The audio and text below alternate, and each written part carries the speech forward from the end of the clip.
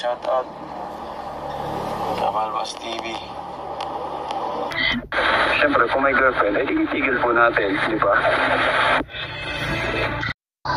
Pati mga supporters dito yung ilan na naniniwala sila na may girlfriend daw sa Alam mo na kung ano ang salitang pagtulong. Ito'y ginagawa, hindi salitang pinapagulong na sinasa isip mo, pero di sinasa puso. Ang pagtulong sa kapwa, dapat ito'y isa puso. Iwasan mong mapanghusga, mapagmaliit sa iyong kapwa, na dapat ginagawa mo, di lang puro salita. Hala, mga love team ng Kalingap, ititigil na nga ba? Isa sa dahilan ay umano'y may kanya-kanya ng girlfriend umano ang mga leading man ng Kalingap. Ito ay umano na may mga girlfriend ay sina Kalingap Edu, Papa Dan at Papa Joms, kaya dito ay ang balitang ito maraming ang nakakaalam. Ay nakakarating na mismo kay Kalinga Prab, kaya naman dito at posible nga ba na aalisin na ang mga tambalang o love team ng Kalingap. Ito ay ating mapapanood at pag-uusapan ngayon mga Kalingap. Pero bago ko umpisahan ay isa munang pasasalamat at pagbati sa lahat ng mga viewers at supporters na nakasuporta at nakasubaybay sa aking YouTube channel. At isang mapagpalang araw mga Kalingap lalo na sa ating ama na si Kuya Val Santos Matubang, Ate Edna Vlogs, at Kalinga Prab. Ayon sa ating nalalaman at mismo si Kalinga Prab ay ating nabatid na posible pala talaga na mahihinto na ang mga love team o pagtatambal sa mga Kalingap Angels.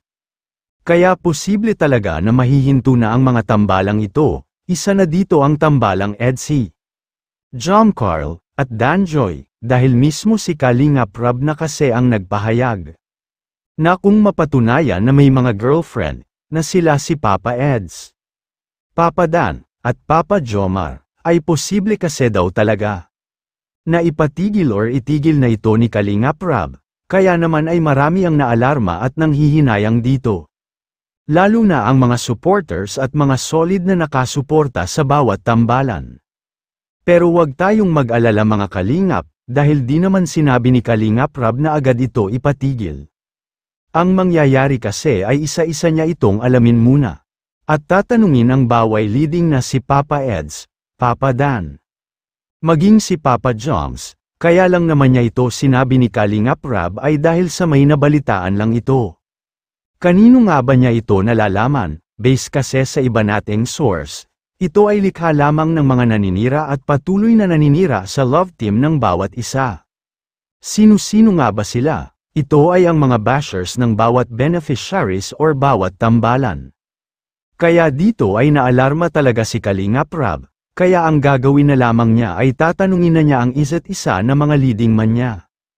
Kalingap Dan, Edo at Papa Jom, ano nang masasabi niyo patungkol dito? Kayo mga Kalingap, sana ay magbigay kayo ng inyong komento, reaction, at suhestyon, para may parating natin sa Kalingap team at mabigyan agad ng agarang solusyon, at matugunan at inyong mga saloobin, at damdamin patungkol sa isyu na ito. Pero bago ko tapusin, ay isang mapagpalang araw mga Kalingap lalo na sa ating ama na si Kuya Val Santos Matubang, Ate Edna Vlogs, Kalinga Prab, maraming salamat po.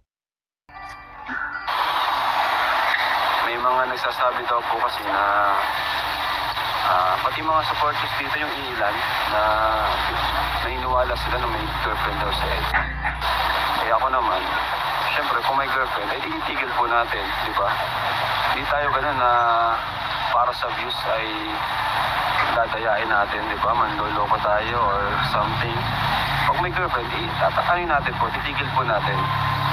Kasi respeto din naman po yun. Saka ako mismo, wala akong ganang mag-vlog ng ganun kung alam kong may girlfriend yung ka-love team.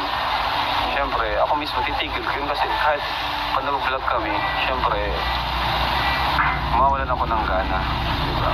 Unlike pag yung parehas sila single, di ba? Walang ibang natatapakan. Parang ganun. Walang nasasaktan. Kaya kung may girlfriend man po, ako mismo po ang titigil nun.